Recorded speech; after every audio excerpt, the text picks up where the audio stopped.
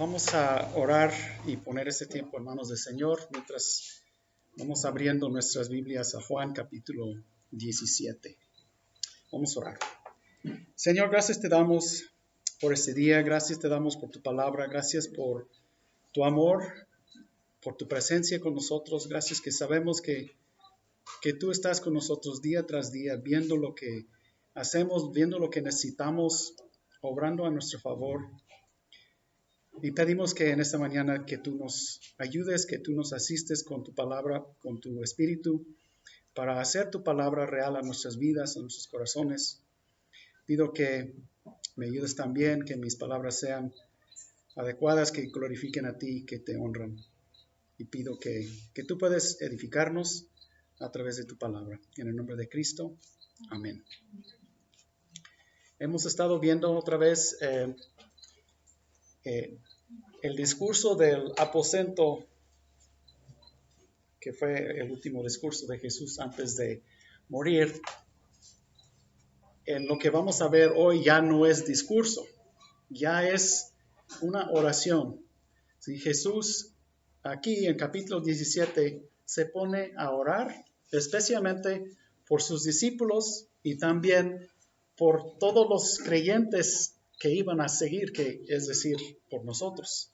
Entonces he puesto como título a este mensaje, Jesús intercede por ti, porque hay que personalizarlo, hay que ver que Jesús está hablando acerca de nosotros. Y antes de leer esto, porque este capítulo yo lo encuentro pues medio complicado, medio enredado a nuestra vista. Entonces, quiero mencionar de quiénes están hablando, para que ponemos atención en los diferentes actores, podemos decir, que están referenciados en este capítulo. En primer lugar, Jesús está hablando del Padre, ¿sí? Dios Padre. Dios está hablando al Padre. Está el Padre, luego está el Hijo, Jesucristo. Entonces, hay mucha comunicación entre Padre e Hijo. Entonces, mucho Padre, Hijo, Padre, Hijo. De hecho, en todo el libro de Juan, Jesús está hablando de su Padre. Está hablando del Padre, del Hijo. Esta relación es muy importante. Luego, en segundo lugar, Jesús está hablando sobre sus seguidores, sobre sus discípulos. Él los llama, los tuyos. Dice que son los tuyos del Padre y que me los ha dado a mí, ¿sí? Entonces está hablando de sus seguidores, sus discípulos. Y luego en contraste con ellos, habla también acerca del mundo, que como en tercer lugar, el mundo es menos importante en ese capítulo, pero sí se menciona. Y luego también menos importante en el capítulo, pero importante en lo general, es Satanás, que tiene que ver con el mundo. Entonces, vamos a empezar, vamos a leer Juan capítulo 17. Luego vamos a ir viéndolo por partes. Dice así: estas cosas habló Jesús, y alzando los ojos al cielo, dijo: Padre, la hora ha llegado. Glorifica a tu Hijo, para que el Hijo te glorifique a ti. Por cuanto le diste autoridad sobre todo ser humano, para que dé vida eterna a todos los que tú le has dado. Y esta es la vida eterna, que te conozcan a ti, el único Dios verdadero, y a Jesucristo, a quien has enviado. Yo te glorifiqué en la tierra, habiendo terminado la obra que me diste que hiciera. Y ahora glorifícame tú, Padre, junto a ti, con la gloria que tenía contigo antes que el mundo existiera. He manifestado tu nombre a los hombres que del mundo me diste. Eran tuyos y me los diste, y han guardado tu palabra. Ahora han conocido que todo lo que me has dado viene de ti, porque yo les he dado las palabras que me diste, y las recibieron y entendieron que en verdad salí de ti, y creyeron que tú me enviaste. Yo ruego por ellos, no ruego por el mundo, sino por los que me has dado, porque son tuyos. Y todo lo mío es tuyo, y lo tuyo mío, y he sido glorificado en ellos. Ya no estoy en el mundo, pero ellos sí están en el mundo, y yo voy a ti. Padre Santo, guárdalos en tu nombre, el nombre que me has dado, para que sean uno, así como nosotros. Cuando estaba con ellos, los guardaba en tu nombre, el nombre que me diste. Y los guardé y ninguno se perdió, excepto el hijo de perdición, para que la escritura se cumpliera. Pero ahora voy a ti y hablo esto en el mundo para que tengan mi gozo completo en sí mismos. Yo les he dado tu palabra y el mundo los ha odiado, porque no son del mundo, como tampoco yo soy del mundo. No te ruego que los saques del mundo, sino que los guardes del maligno. Ellos no son del mundo, como tampoco soy yo del mundo. Santifícalos en la verdad. Tu palabra es verdad. Como tú me enviaste al mundo, yo también los he enviado al mundo. Y por ellos yo me santifico, para que ellos también sean santificados en la verdad.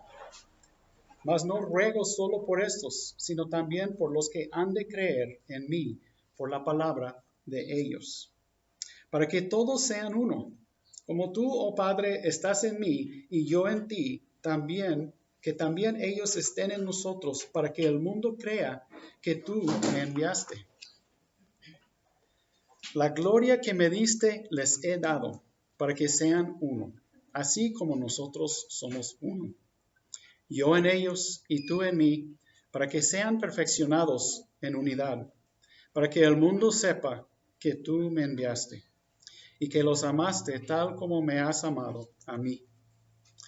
Padre, quiero que los que me has dado estén también conmigo donde yo estoy, para que vean mi gloria, la gloria que me has dado, porque me has amado desde antes de la fundación del mundo.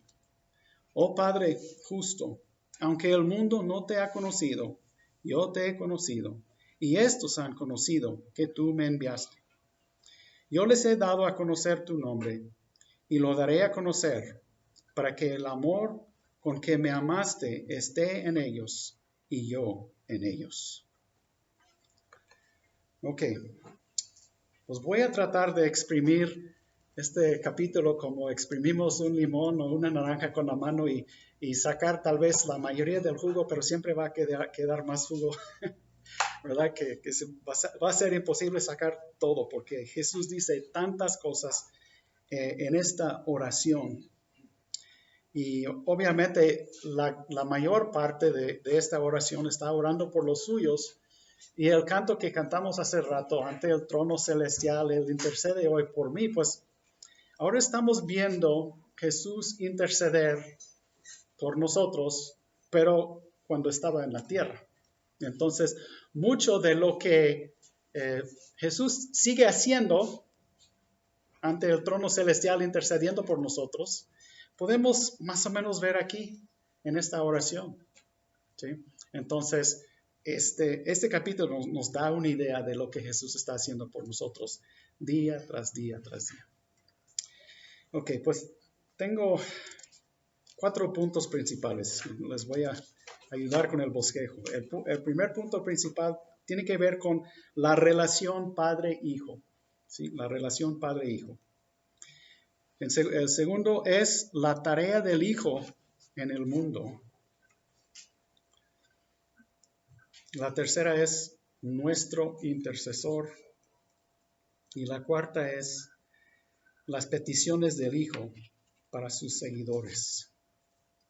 Ok, vamos a hablar de la relación padre-hijo, porque Jesús siempre está hablando de su padre, hablando acerca de su padre, y en ese capítulo, en esta oración, es muy notable, como en el resto del libro de Juan.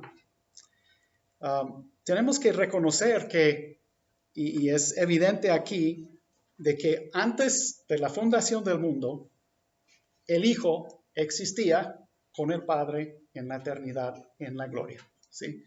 Siempre estaban juntos.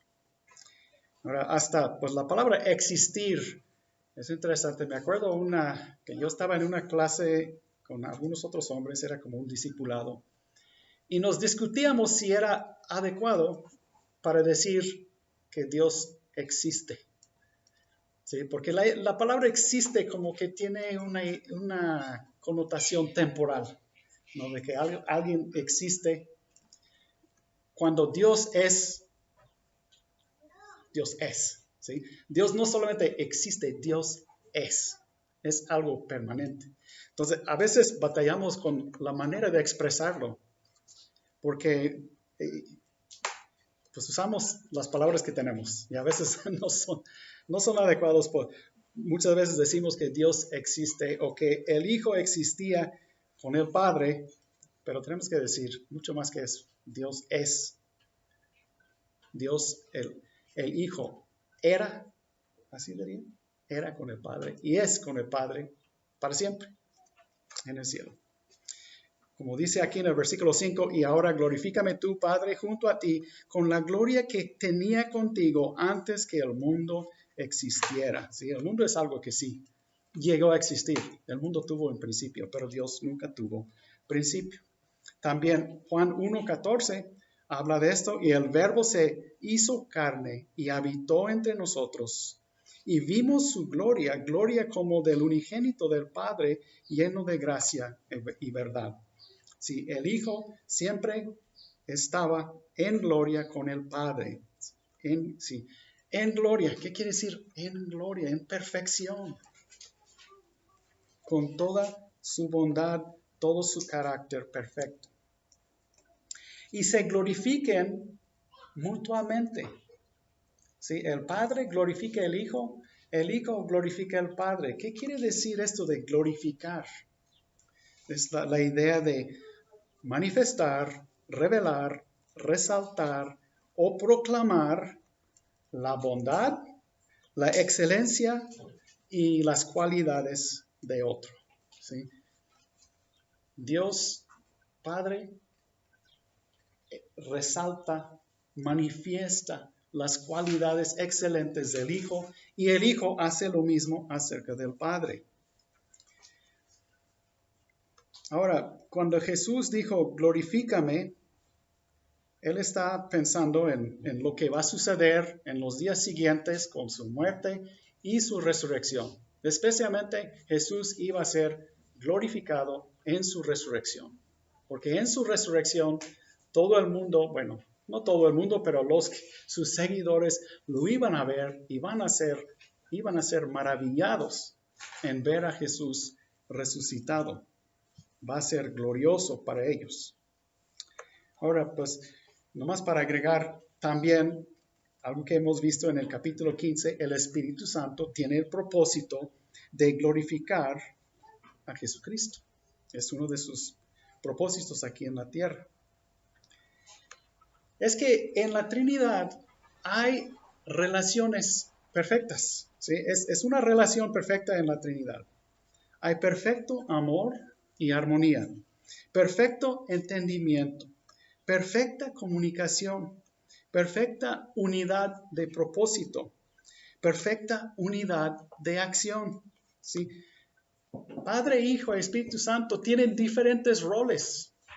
Es una de las cosas interesantes que vemos acerca de la Trinidad. No voy a describir por completo sus roles diferentes, pero siempre están de acuerdo. Siempre trabajan en armonía. Haga de cuenta 3 personas que se aman tanto que siempre están hablando de qué tan bueno es el otro. ¿Sí? Si podemos imaginar 3 personas aquí en la tierra, sería difícil tener 3 personas que se aman tanto y que están tan de acuerdo, ¿verdad? Pero yo quiero hacer una aplicación en cuanto al matrimonio, porque el matrimonio fue diseñado conforme a los patrones de la Trinidad. ¿Sí? El esposo debe glorificar a la esposa y viceversa. ¿Sí? De hecho, en 1 Corintios 11:7 dice que el hombre es la imagen y gloria de Dios, pero la mujer es la gloria del hombre. Es interesante. Pero pues la idea de que se deben glorificar el uno del otro es que deben estar hablando y manifestando las cualidades excelentes del otro. ¿sí? No debe existir la idea de que la esposa o el esposo está hablando mal de su cónyuge, ¿sí? a otras personas. Deben glorificar el uno al otro, hablar bien el uno del otro. Muy bien, eso nomás es una pequeña aplicación de este primer punto. Vamos al segundo punto, la tarea del Hijo en el mundo, porque Jesús lo menciona varias veces. Él mencionó el hecho de el Padre lo había enviado a la tierra para hacer diferentes cosas. La primera cosa que quiero mencionar, que estamos hablando del mismo, el propósito del Hijo en la tierra, su primer propósito era glorificar o manifestar al Padre, revelarlo, darlo a conocer, como dice aquí en el versículo 4, yo te glorifiqué en la tierra habiendo terminado la obra que me diste que hiciera. Podemos otra vez hablar sobre Juan capítulo 1, versículo 18, que dice, nadie ha visto jamás a Dios, el unigénito Dios que está en el seno del Padre, Él le ha dado a conocer. Y Jesús dijo en Juan 14, el que me ha visto a mí, ha visto al Padre. Las palabras que yo os digo, no las hablo por mi propia cuenta, sino que el Padre que mora en mí es el que hace las obras. Creedme que yo estoy en el Padre y el Padre en mí. Entonces, Jesús está diciendo siempre, yo estoy aquí para revelar al Padre. Y es interesante esta frase cuando dice, he manifestado tu nombre. ¿Sí? Tu nombre es una frase que habla de todo el carácter de Dios. ¿Sí? El nombre es todo el carácter, todo el ser de alguien. Y aquí estamos hablando de Dios, de todas sus cualidades, toda su excelencia.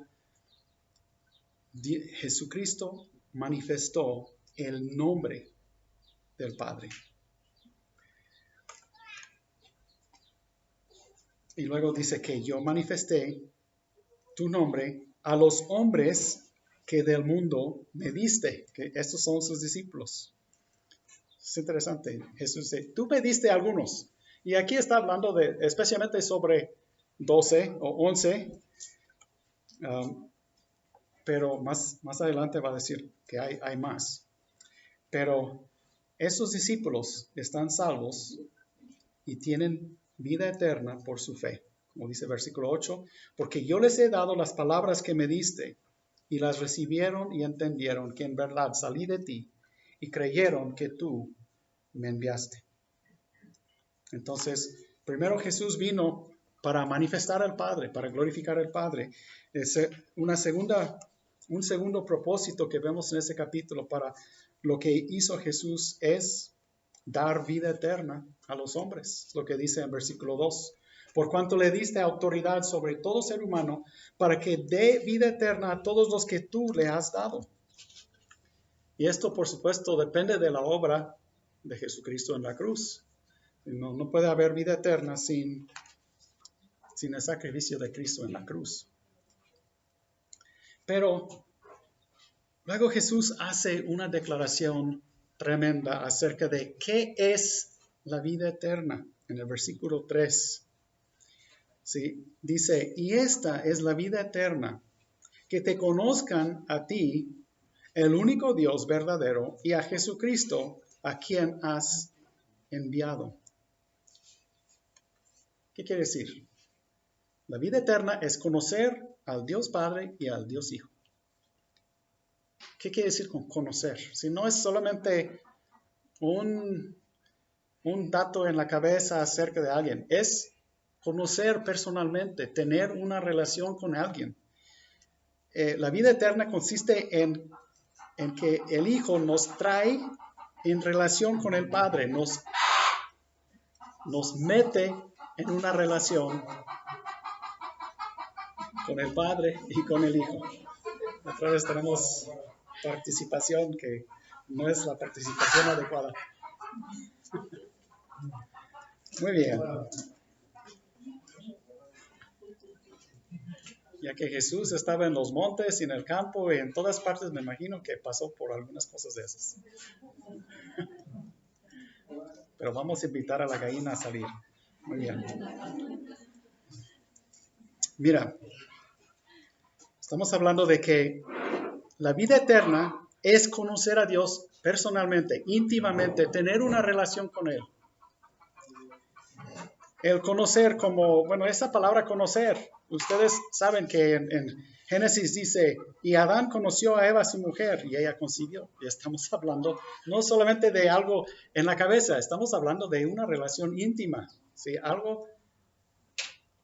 Una relación íntima, ¿qué más puedo decir?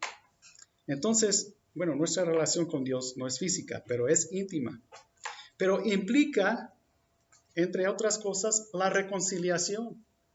¿Sí? No podemos tener una relación con Dios sin la reconciliación, porque éramos enemigos de Dios, pero ahora por el sacrificio de Cristo, su obra en la cruz, podemos ser reconciliados con Dios. Ahora somos hijos adoptados y podemos tener una relación íntima de hijo con el Padre y hermano con Jesucristo, porque así nos llama.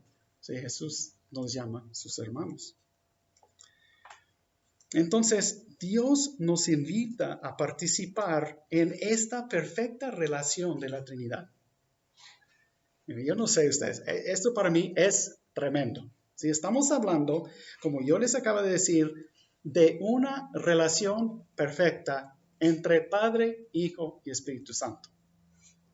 Y Dios te ha invitado a ti y a mí a participar en esta perfecta relación.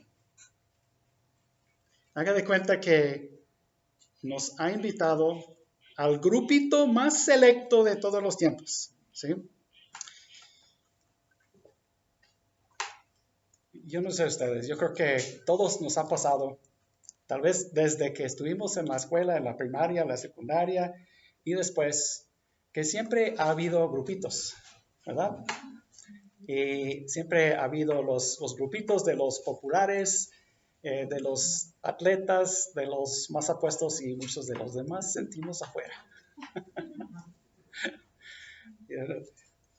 Esa es una anécdota. Cuando yo estaba en high school, pues yo no sentí como era parte de los populares.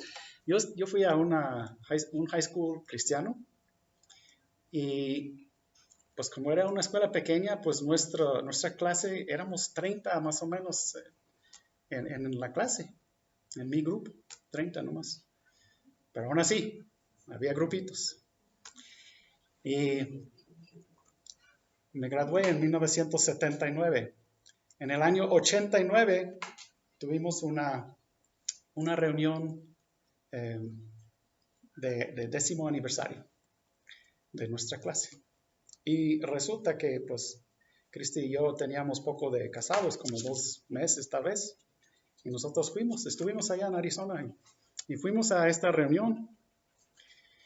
Y cuando llegamos, era un salón donde había un grupito, un círculo de los que siempre eran los atletas, ¿cómo se llaman? Las poristas, que eran siempre las populares, ¿no?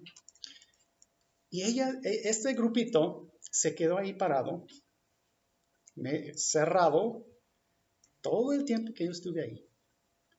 Nunca se voltearon a verme. Nunca sentí la apertura para ir a saludarles. Es decir, ¿qué es eso? ¿Para qué tenemos una reunión?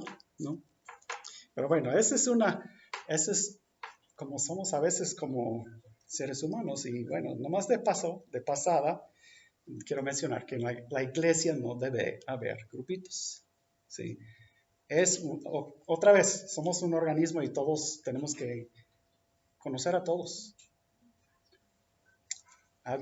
Una persona me dijo que aquí tenemos grupitos.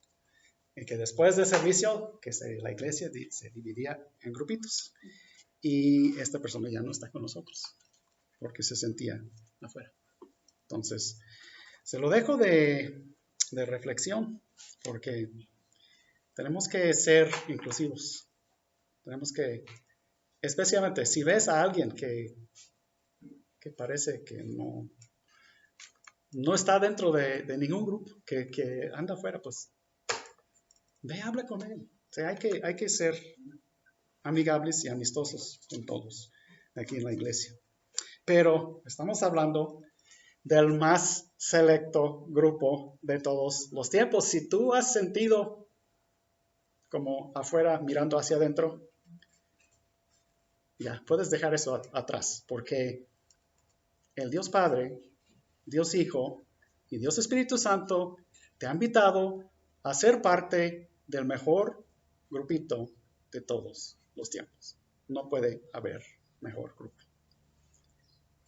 Incluyendo a ti, pues podemos hablarlo de manera privada, tú y Dios, y luego también podemos hablar de Dios, Padre, Hijo, Espíritu Santo, y tú y todos nuestros hermanos en Cristo.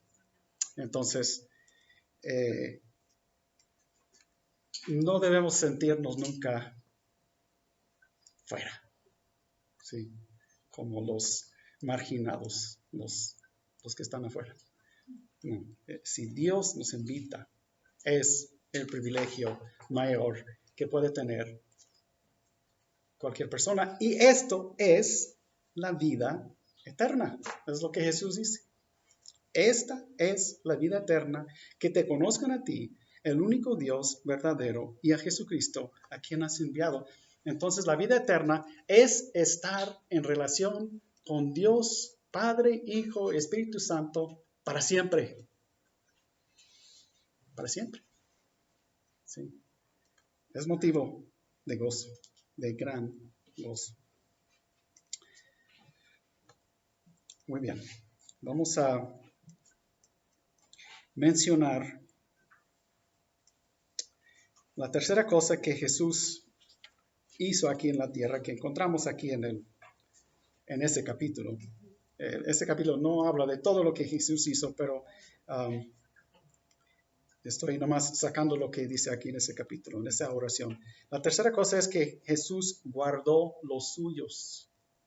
Sí, guardó los suyos. En el versículo 12 dice, cuando estaba con ellos, los guardaba en tu nombre, el nombre que me diste, y los guardé y ninguno se perdió, excepto el hijo de perdición, para que la escritura se cumpliera. Vamos a hablar de esto mucho más adelante porque habla de esto de guardar. Pero dice que los guardé en tu nombre. Jesús trajo a sus discípulos en relación con el ser de Dios Padre y los protegió ahí. Sí, esto de guardar tiene que ver con proteger. Esta relación estaba protegido y no se perdió. ¿Sí? Él dijo, ninguno se perdió excepto el hijo de perdición, es decir, Judas, porque fue determinado desde hace mucho. Pero vamos a hablar mucho más de esto de guardar, pero más adelante. Pero una de las cosas que Jesús hizo era guardar a sus discípulos. Ok, vamos al tercer punto mayor, que es nuestro intercesor, Jesucristo, nuestro intercesor. Podemos preguntar por qué está intercediendo. ¿Sí? ¿Por qué ora Jesús ahora aquí? Por los suyos y por nosotros. Bueno, en primer lugar, es porque Él es nuestro sumo sacerdote, es decir, es parte de sus funciones. En Hebreos 7, 23 al 25, creo que parte de lo que leímos hace rato, dice, bueno, nomás voy a leer 25. Por lo cual Él también es poderoso para salvar para siempre a los que por medio de Él se acercan a Dios, puesto que vive perpetuamente para interceder por ellos. Sí, la función de sacerdote era ser como un intermediario entre Dios y los hombres. Sí, los sacerdotes en Israel, para eso era un intermediario entre Dios y los hombres que intercedía para los hombres ante Dios. Y a veces viceversa, pero mayormente fue así, interceder a favor de los hombres delante de Dios. Y luego tenemos también Romanos 8:34 que dice, ¿quién es el que condena? Cristo Jesús es el que murió, sí, más aún el que resucitó, el que además está a la diestra de Dios, el que también intercede por nosotros. Entonces, Jesús es nuestro sumo sacerdote, pero también, viéndolo de otra perspectiva, primero de Juan dice que Él es nuestro abogado. Entonces, son dos cosas muy parecidas. Pero primero de Juan 2:1 dice, hijitos míos, os escribo estas cosas para que no pequéis. Y si alguno peca, abogado tenemos para con el Padre a Jesucristo, el justo. ¿Por qué necesitamos un abogado? Y está en relación con nuestro pecado. Es porque tenemos a alguien que nos acusa. Satanás nos acusa. Como acusó a Job, ¿verdad? Y dice que Jesús es nuestro abogado. ¿Qué sucede? Haga de cuenta que Satanás te acusa delante de Dios porque pues, debe haber muchas razones, ¿verdad? Para que Satanás nos acusa. Jesús dice, yo pagué por este pecado. Está cubierto. Yo soy su abogado. Yo lo defiendo. ¿Sí? Y no hay argumento. ¿Sí? Satanás no puede contra ese argumento. El pecado ha sido pagado por Jesucristo. Él es nuestro abogado. Ahora Jesús también está motivado en ese capítulo para orar por los suyos porque Él está pronto por salir del mundo. ¿Sí? Entonces, Él está motivado por su pronta ausencia del mundo y su regreso con el Padre. Él ya no va a estar físicamente para estar supervisando a sus discípulos, ayudándoles, aconsejándoles, guardándoles, podemos decir. Él ya se va de este mundo. Entonces, esta es parte de su motivación para orar. Dice en versículo 13, pero ahora voy a ti y hablo esto en el mundo para que tengan mi gozo completo en sí mismos. A ver, otra vez. Lo voy a leer. Pero ahora voy a ti y hablo esto en el mundo para que tengan mi gozo completo en sí mismos. Parte del propósito de toda esta oración y las peticiones que Él va a hacer es que Él quiere nuestro gozo. Mira, vimos algo muy parecido en el capítulo anterior, la semana pasada, lo que vimos en el capítulo 16. Leímos en el versículo 22, por ejemplo, por tanto ahora vosotros tenéis también aflicción, pero yo os veré otra vez y vuestro corazón se alegrará y nadie os quitará vuestro gozo. Y el versículo 24, hasta ahora nada habéis pedido en mi nombre, pedid y recibiréis para que vuestro gozo sea completo. Juan 15. Jesús dijo, este es el capítulo donde Jesús habló de la importancia de permanecer en Él. Y Jesús dijo, estas cosas os he hablado para que mi gozo esté en vosotros y vuestro gozo sea perfecto. Yo estoy muy, no sé si la palabra es sorprendido, pero animado por el hecho de que Jesús quiere y realmente quiere que tengamos gozo. Es interesante. Jesús quiere que tú tengas gozo. Jesús quiere que yo tenga gozo. Aquí en estos versículos que mencioné, en Juan 15 dice que nuestra permanencia en Él, nuestra relación cercana con Él, nos ayuda, nos lleva a más gozo. También en Juan 16, 22, la resurrección es motivo de gozo.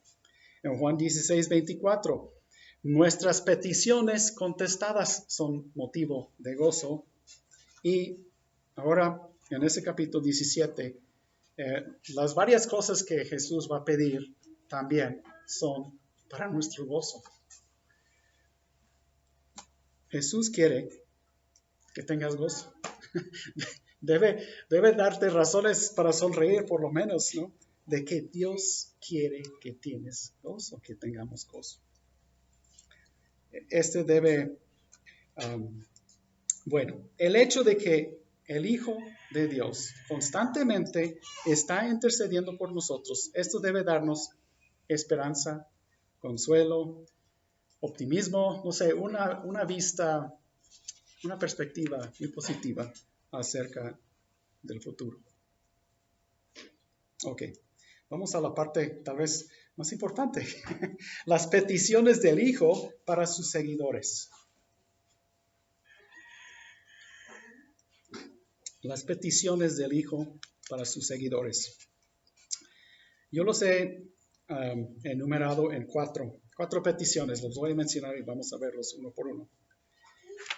Guárdalos, santifícalos, unifícalos y glorifícalos. ¿Sí? Estos cuatro. Otra vez. Guárdalos, santifícalos, unifícalos y glorifícalos. Cuatro peticiones que Jesús hace a nuestro favor. En el versículo, bueno, primero vamos a hablar de esto de guárdalos. Versículo 11, Padre Santo, guárdalos en tu nombre. El comentarista Albert Barnes dice que guardar quiere decir preservar, defender, sostenerlos en sus pruebas y protegerlos de la apostasía. Podemos decir, guardarnos de qué. En el versículo 14 dice, yo les he dado tu palabra y el mundo los ha odiado, porque no son del mundo, como tampoco yo soy del mundo. No te ruego que los saques del mundo, sino que los guardes del maligno. Entonces, nosotros necesitamos ser guardados, protegidos, porque tenemos dos enemigos que se menciona aquí, por lo menos dos. Hay otro también que es nuestra propia carne, pero aquí se menciona el mundo y el maligno, ¿sí? El diablo, Satanás. Tenemos dos enemigos que quieren atacarnos, quieren tentarnos, quieren engañarnos. Satanás, su artimaña más potente es el engaño, es la mentira. ¿Sí? Tantas religiones falsas, todas son inventadas por Satanás. No crean que nomás sucedieron por casualidad. Satanás engaña a través de religiones falsas. La idea de que todas las religiones llevan a Dios, pues no es cierto. No llevan a Dios. Hay algunas religiones donde realmente no hay ningún Dios. O hay muchísimos dioses, como el hinduismo. Hay millones de dioses, pero ninguno tiene poder. Pues, si puede existir millones y millones de dioses, ninguno realmente es tan importante ni tan valioso, ni tan poderoso. Entonces, Jesús ora para que nosotros seamos protegidos. Y tenemos una promesa en Juan 6:39. Jesús dijo, y esta es la voluntad del que me envió, que de todo lo que Él me ha dado, yo no pierda nada, sino que lo resucite en el día final. Es decir, si somos de Cristo, seremos protegidos, seremos guardados. Hasta el final, seremos de Él. Muchas veces esto se llama la doctrina de la preservación de los santos. ¿Sí? La preservación de los santos. Ahora, es medio complicado para nosotros saber quiénes son los santos. Yo me imagino que los 11 discípulos pensaban que Judas era uno de ellos. ¿Sí? Judas hizo todo lo que los demás hicieron. Fue a predicar, fue a quitar o sacar demonios, estuvo en todas las enseñanzas de Jesús, hizo todo lo que los demás hicieron, pero no era de Cristo. ¿Cómo es posible? No lo puedo explicar. pero pues tenemos que examinarnos si somos realmente de Él, si realmente hemos puesto nuestra fe en Cristo. Eso es lo que podemos decir, que Judas nunca realmente había puesto su fe en Cristo. Él estaba ahí, podemos especular sobre cuáles eran sus motivaciones. ¿Sí? Tal vez que este va a ser popular, va a ser famoso, va a ser rey, yo quiero estar con él. Había muchos así, que siguieron a Jesús con motivaciones incorrectas. Y cuando llegó un momento en Juan 6 de que muchos abandonaron a Jesús, cuando Jesús como les mandó unas palabras de prueba y muchos dijeron, no, yo no aguanto esto. Y dejaron de seguir a Jesús. Bueno, entonces esta es la primera, guardar. Jesús ora para guardarnos, y si tú y yo somos de Cristo, seremos guardados. La segunda es, santifícalos. Sí, dice, santifícalos en la verdad. Y yo sé que hemos hablado en otras ocasiones acerca de esta palabra, pero especialmente aquí yo creo que tenemos que mencionar, santificar tiene dos significados. El primero sería apartar para un propósito especial. Y la segunda sería para purificar. En el Antiguo Testamento, pues apartaron ciertas cosas para usar en el templo. O apartaron un corderito que iban a sacrificar. ¿Sí? Santificaron este cordero para ser sacrificado. Y más adelante, cuando Jesús dice, yo me santifico, está hablando de eso, de que Él estaba siendo apartado para el propósito de Dios, que era su crucifixión, su sacrificio para nosotros. Pero aquí cuando habla de apartar, o cuando Jesús dice, santifícalos en la verdad, tenemos que mencionar dos cosas, porque no somos del mundo. Si dice en versículo 16, ellos no son del mundo, como tampoco yo soy del mundo. Entonces, nosotros tenemos que ser apartados del mundo, ¿sí? Porque no somos del mundo. Llega a ser muy confusos si la iglesia parece tanto al mundo de que no hay distinción. ¿Sí? Apártalos del mundo, porque no somos del mundo. Y tenemos un propósito especial, lo que dice en el versículo 18, como tú me enviaste al mundo, yo también los he enviado al mundo. Somos apartados del mundo para ser enviados al mundo. Enviados con el Evangelio de las buenas nuevas de Jesucristo. También, pues tenemos que mencionar que sucede una santificación en el momento de nuestra salvación. Hay muchos pasajes que hablan de la santificación como algo completado, algo que sucedió en un momento en el pasado, pero también es algo que sucede continuamente en nuestras vidas. ¿Sí? Sigue habiendo un proceso de santificación que puede durar o durará el resto de nuestras vidas. Implica que vamos adquiriendo el carácter de Dios y que seamos menos conectados con el mundo y que seamos más dedicados a los propósitos que Dios tiene para nosotros.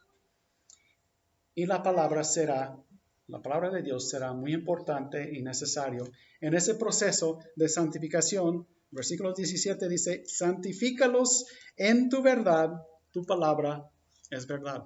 ¿Sí? Como que la palabra sirve para purificarnos. Si estamos en la palabra, meditando en la palabra, Dios utiliza la palabra para cambiarnos poco a poco. Quiero decirles esto, Dios está muy interesado en tu santificación, ¿sí? En ambas cosas, en que estás apartado para servirle y también para que seas purificado en tu vida. Dios te va a llevar a circunstancias difíciles para enfrentarte, pero tú tendrás que tomar decisiones. Dios no te va a forzar a cambiar, pero casi. Es como, podemos hablar de Jonás. ¿Dios forzó a Jonás a ir a Nínive? diríamos, Dios mandó a Jonás a ir a Nínive. Jonás dijo que no, voy a la dirección opuesta, voy a subir un barco. Dios mandó una tormenta. ¿Sí? Jonás termina en el agua, tragado por un pez. Ya estando dentro del pez, Jonás se arrepiente, ¿verdad? Y ora a Dios. Se pone dispuesto a hacer la voluntad de Dios ahí. ¿Forzó Dios a Satanás? Digo, a Jonás. ¿Forzó Dios a Jonás? Pues casi. Los modos de Dios pueden ser muy potentes. Pero a fin de cuentas, Jonás tuvo que arrepentirse. Jonás tuvo que tomar una decisión y decir, ok, haré lo que digas. Así obra Dios a veces, ¿sí? Con nosotros. Dios no te va a forzar, pero casi. Ya mencioné Juan 17, 19. Y por ellos yo me santifico para que ellos también sean santificados en la verdad. Jesús está diciendo, yo me aparto para la obra que tengo que hacer en la cruz, que es necesario para que ellos, para mis seguidores, puedan también ser santificados. Si no hay cruz, no hay santificación para nadie. ¿Sí? Ok. Dimos, guárdalos, santifícalos. La tercera es, unifícalos. Versículos 20 a 23 dice así, mas no ruego solo por esto, sino también por los que han de creer en mí, por la palabra de ellos, para que todos sean uno. Como tú, oh Padre, estás en mí, y yo en ti, que también ellos estén en nosotros, para que el mundo crea que tú me enviaste. Bueno, quiero resaltar esta parte, que también ellos estén en nosotros, para que el mundo crea que tú me enviaste. Es decir, ha habido muchas ideas acerca de cómo la iglesia debe ser unificado. Y ha habido intentos humanos para unificar a la iglesia. Existen organizaciones internacionales para unificar a la iglesia. ¿Sabe que la única manera de hacerlo es esto? Lo que acaba de leer. Que también ellos estén en nosotros. Es decir, tenemos que estar en Dios, conectados con Dios,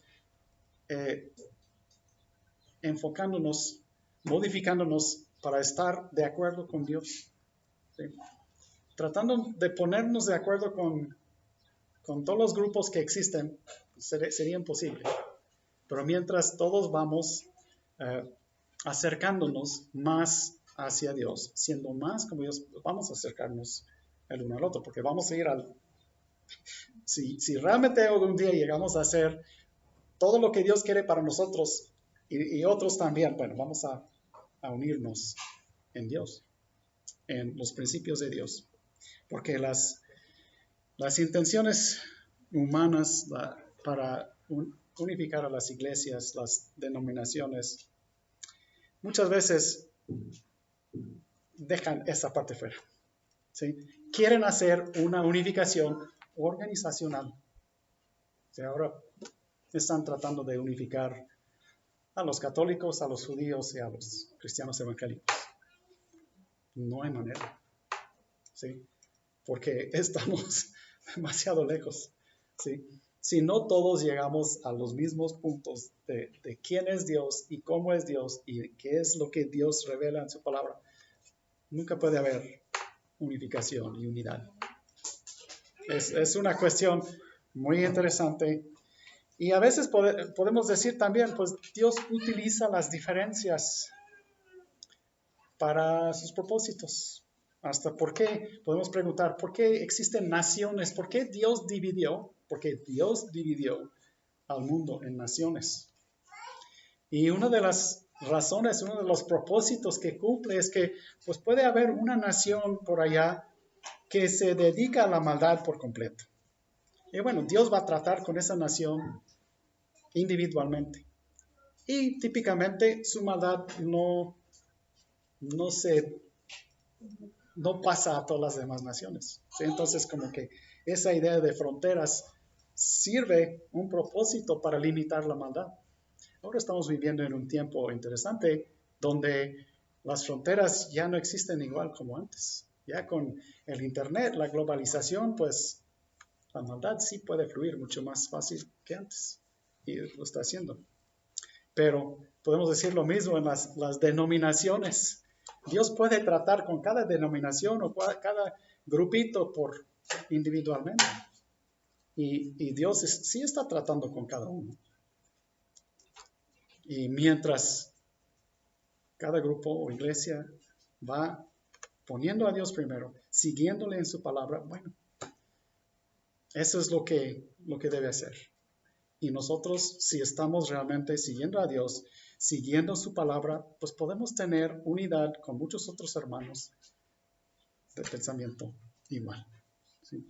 No se requiere ser parte de su denominación, no se requiere una unidad organizacional, es una organización espiritual, porque la iglesia no es una organización, es un organismo. Entonces, dice, bueno, la clave a nuestra unidad es que estemos en el Padre y el Hijo. Muy bien. La cuarta petición de Jesucristo fue, glorifícalos. Glorifícalos.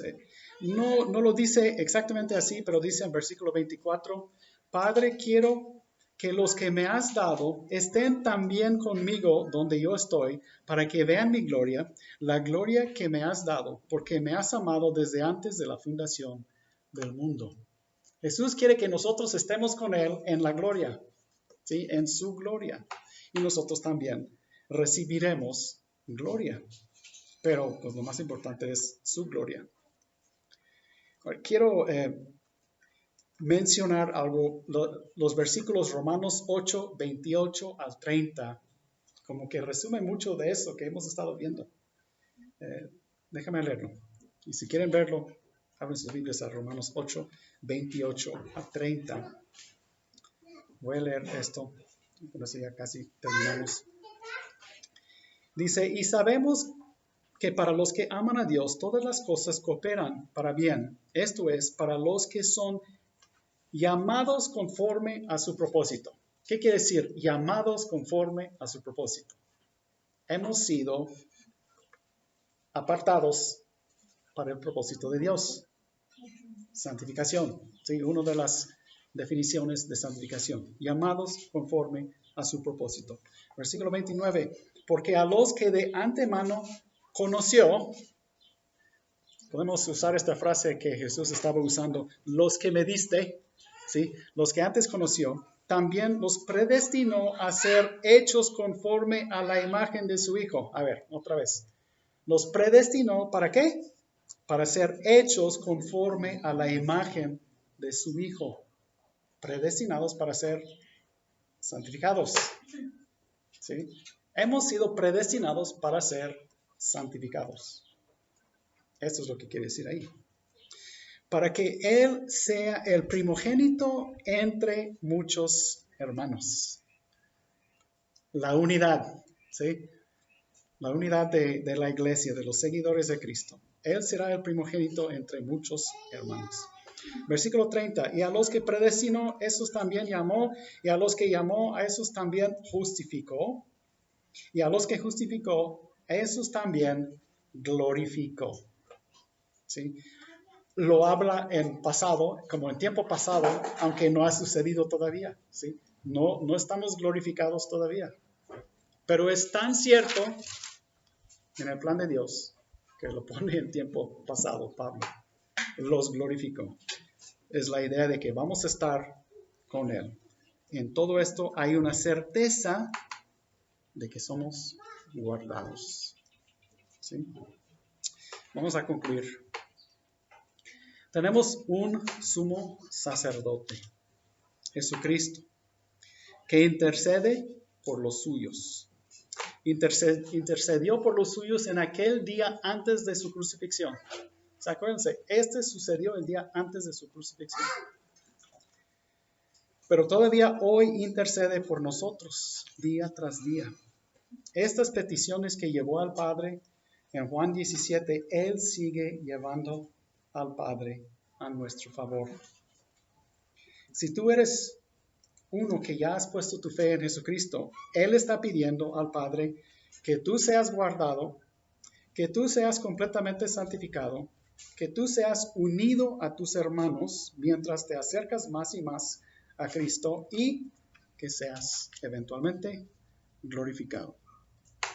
Y el propósito de comunicarnos todo esto es para edificarnos, darnos más confianza en que Dios está obrando en nuestras vidas y para llevarnos a un mayor gozo. Pero si no conoces a Cristo como tu Salvador, te invito a poner tu fe en Él, porque Él murió en la cruz por ti. Él murió por tus pecados. Solamente confiando en Él puedes tener el perdón de tus pecados y ser parte de este famoso grupito, el mejor grupo de todos los tiempos, Padre, Hijo, Espíritu Santo, y tener la vida eterna, que es conocerle a Él y estar en relación con Él para siempre. Vamos a orar.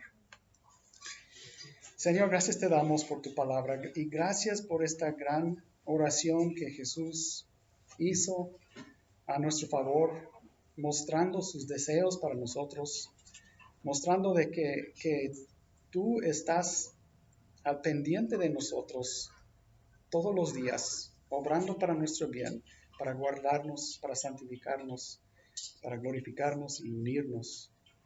Pedimos que podamos apreciar esto y reconocer que tú siempre estás con nosotros y al pendiente de nosotros.